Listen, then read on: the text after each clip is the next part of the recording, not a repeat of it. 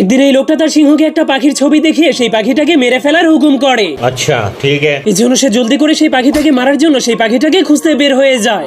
কিন্তু তখনই হঠাৎ করে সেই পাখিটা তার রাস্তা আটকে দেয়। এরপর সে আয়নাতে সিংহটার অগোছালো চুলগুলোকে দেখিয়ে সেগুলোকে অনেক সুন্দরভাবে ঠিক করে দেয়। কিন্তু সেই হেয়ার স্টাইলটা সিংহটার একদমই পছন্দ না হওয়ার কারণে পাখিটা তার মাথার উপরে পাখির বাসা বানিয়ে দেয়।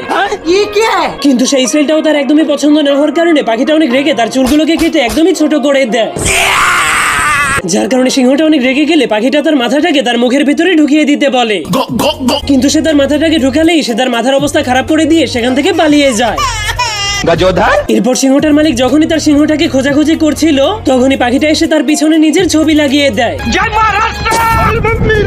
যার কারণে সিংহটা সেটাকে আসল পাখি মনে করে তার মালিকের পাছায় কামড় মেরে দেয়। এরপর পাখিটা এই বুড়ো লোকটার মুখের উপরে তার ছবি লাগিয়ে দেয়। যার কারণে সিংহটা সেই বৃদ্ধ লোকটাকে পাখি মনে করে পিটাতে পিটাতে একদমই মেরে ফেলে।